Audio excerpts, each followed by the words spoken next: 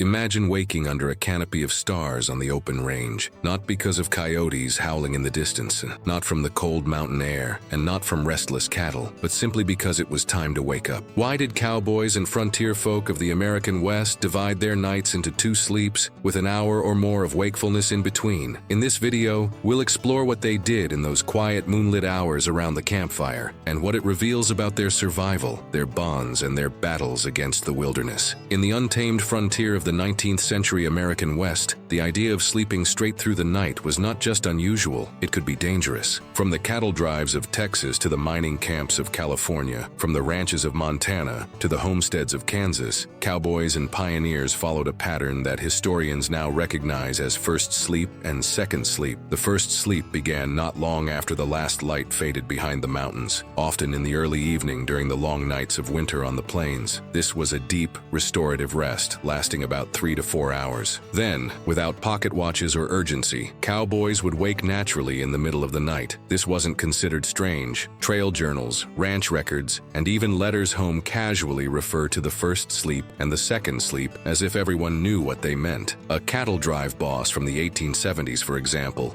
wrote that the period between these sleeps was the best time for checking the herd and planning the next day's route. In cowboy memoirs, you can find stories of riders who awoke after first sleep before tending to their horses or sharing stories around the dying embers. Even earlier frontier accounts from mountain men suggest a similar rhythm existed among trappers and scouts. It's important to understand that this wasn't a marginal or rare phenomenon. Whether you were a cowboy on a cattle drive, a homesteader in Nebraska, or a miner in Colorado, the 2 sleep systems shaped your night. While details varied by region and season, the principle remained the same. Sleep came in 2 installments with a pocket of wakefulness in between. Today, that middle-of-the-night alertness might feel like insomnia, but for the people of the frontier, it was simply part of survival. Before electric lighting reached the frontier towns, nighttime on the range was shaped entirely by the sun, the moon, and whatever dim sources cowboys could create. On a cattle drive, once the sun disappeared behind the horizon, true darkness settled over the vast landscape. The chuck wagon might have a small fire burning, and cowboys might light the occasional cigarette or pipe, but fuel was precious and had to be conserved. For most, the night meant an ocean of stars and profound silence broken only by the sounds of nature. This absence of artificial light influenced the body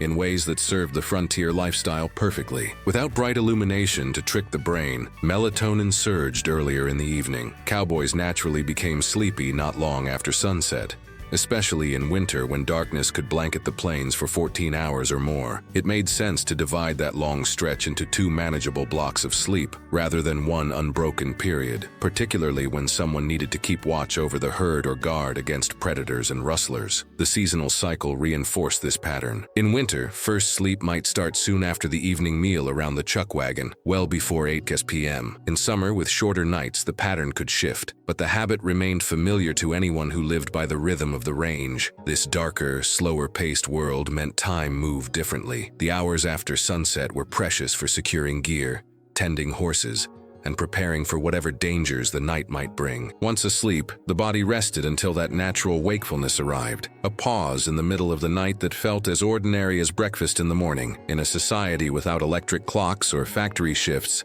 the body's rhythm aligned closely with nature and the demands of frontier survival. The first sleep began soon after the last conversations around the campfire died down. On a cattle drive, this often meant bedtime came just a short while after the cook banged his triangle for the evening meal. Beans, hardtack, and coffee had been consumed. Gear was checked and secured, and night guards were assigned their shifts. Cowboys might share tobacco or swap tales briefly, but the day's hard riding and the pull of early darkness made eyelids heavy. Sleeping arrangements varied by circumstance. A cowboy on the trail might roll out his bedroll near the chuck wagon, using his saddle as a pillow and sharing warmth with his horse blanket. Ranch hands had bunkhouses with simple cots, often shared for warmth during harsh winters. Whether under canvas in a line camp or beneath the open sky, the night's first rest lasted about 3 to 4 hours. This first sleep was considered the deepest and most restorative part of the night. Modern scientists would recognize it as the period when the body cycles through slow-wave sleep, repairing the muscles strained from long days in the saddle,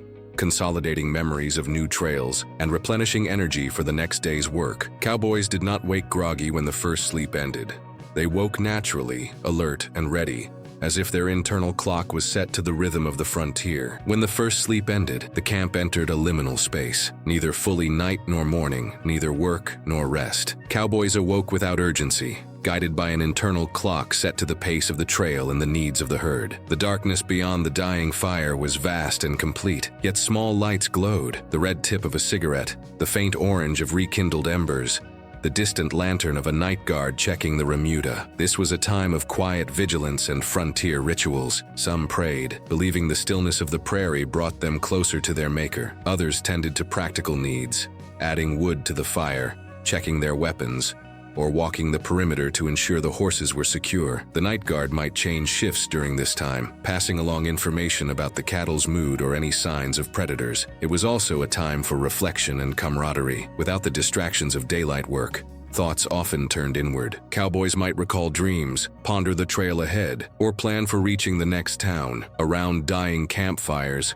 quiet conversations would spring up between partners who'd shared the trail for months. These weren't the loud, boisterous talks of evening. These were deeper, more personal exchanges about home, fears, and hopes. Far from being wasted time, these middle-of-the-night hours were woven into the fabric of frontier life. They carried their own sense of purpose, a rhythm our modern, artificially lit world has all but erased. After an hour or more of quiet wakefulness, cowboys returned to their bedrolls for the second sleep. This final stretch carried them from the deep of night until the cook's call or the first pale light of dawn. Unlike the first sleep, which was heavy and restorative, the second was often lighter, drifting between dreams and half-awareness of sounds from the herd or camp. Still, it was valued as an essential part of rest, allowing the body and mind to ease into another day of hard riding. On cattle drives, the timing of the second sleep often depended on the season and the urgency of the drive. In winter, it could last until well after sunrise, giving cowboys extra warmth before facing the bitter cold. In summer,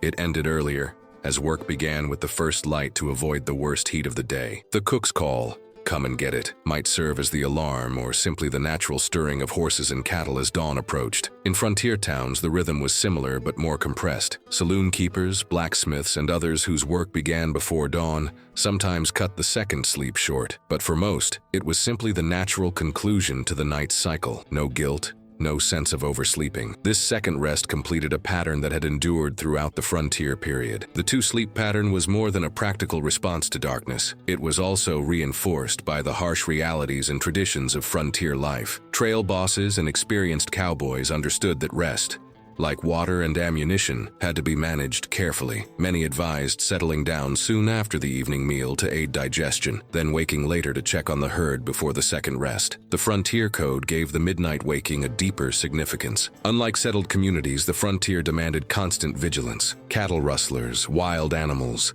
stampedes, and hostile weather could strike at any moment. The natural wake period became a time when the most experienced cowboys would quietly check the camp's security, read the weather signs, and ensure all was well. Even beyond practical concerns, cowboys associated the stillness between sleeps with clarity of thought and heightened awareness. Some believed that dreams before the first waking revealed important information about the trail ahead, while those before the second waking were more about home and the past. The two sleeps weren't merely a product of necessity. They were woven into the fabric of frontier survival and cowboy culture. For many frontier communities, the quiet interval between first and second sleep was far from lonely. In bunkhouses where several cowboys shared the same space, it became an opportunity to talk without the pressures of daily work or the presence of the foreman. Whispered conversations could range from family matters back home to concerns about the trail ahead, the soft voices mixing with the creak of wooden bunks and the distant sounds of the night herd. This was also a moment to settle disputes. In close quarters on long drives, tempers often flared during the day, especially between cowboys from different outfits or backgrounds. The midnight pause offered a calmer setting, when fatigue softened anger and the vastness of the frontier put petty grievances in perspective. In frontier towns, those living within walking distance might make late-night visits. Such visits were usually for urgent matters: a birth, a sick horse, or news of trouble. But sometimes they were simply for companionship, especially during harsh winters when isolation could drive a man to desperation. The glow of a neighbor's lamp could act like a beacon in the darkness. Not everyone used the interval between sleeps for rest or conversation. For certain frontier occupations, the hours after first waking were among the most productive. Night guards were perhaps the most essential example. Someone always had to watch the herd, listening for the sounds that might signal a stampede or the approach of predators. These night riders developed an almost supernatural ability to read the mood of cattle in darkness, to distinguish between the normal sounds of a settled herd and the first signs of restlessness that could explode into a deadly stampede. Their work was quiet but vital, and they were among the few who saw the frontier under moonlight, alone with their thoughts and the vast responsibility of protecting hundreds of valuable cattle. In mining camps, the midnight wakefulness could be practical in different ways. Miners might check their claims, prepare equipment for the next day's work, or simply ensure their modest possessions hadn't been stolen. Frontier families use this time to tend livestock, check their defenses, or prepare for an early start on a long journey. For these frontier folk, the middle of the night was not a pause in life, but its engine. In the deep hours before sunrise, the American West was already in motion, its rhythms turning steadily toward another day of survival and opportunity. The two-sleep rhythm began to fade in the late 19th and early 20th centuries, as the frontier gave way to settled civilization. The first force of disruption was the railroad. As steel rails connected the west to the east, the old cattle drive trails became obsolete. Cowboys found themselves working regular ranch jobs with more predictable schedules. The growth of frontier towns into cities brought gas lighting and eventually electric bulbs. For the first time, frontier communities could remain active long after sunset. Evening hours filled with saloons, theaters, and social gatherings that pushed bedtime later, compressing the night into a single continuous block of rest. Industrialization reached the West as well. Mining operations, lumber mills, and processing plants demanded punctual starts and standardized schedules. The luxury of waking in the middle of the night, tending to personal needs, and lingering by the fire was incompatible with the factory whistle or the mine shaft schedule. Urban living also contributed to the change. Crowded boarding houses, thin walls, and increased noise made quiet wakefulness less appealing. As frontier communities grew into towns and cities, and the practice of shared sleeping quarters declined, the social side of the midnight hour disappeared. By the early 20th century, most of the American West had forgotten the concept entirely. The open range was fenced. The cattle drives were history, and first sleep and second sleep vanished from cowboy vocabulary. What had been a survival rhythm for generations was now just a memory preserved in old journals and the stories of aging cowboys. Today, science is revisiting what cowboys and frontier folk accepted as normal. Sleep researchers have found that when people are removed from artificial light and allowed to follow their natural rhythms, they often revert to a two-phase sleep pattern, similar to what was common on the frontier. In controlled experiments, subjects fall asleep soon after darkness, wake for about an hour in the middle of the night, then drift back into a second rest. This suggests that segmented sleep may be more aligned with our biology than the modern ideal of straight 8 hours. What we label as insomnia, waking in the night and being unable to fall back asleep immediately, may in some cases be the body's natural frontier rhythm resurfacing. For people living in constant light and noise, the idea of waking in the dark and embracing that time for thought, vigilance, or quiet activity can seem foreign. Yet for cowboys and pioneers,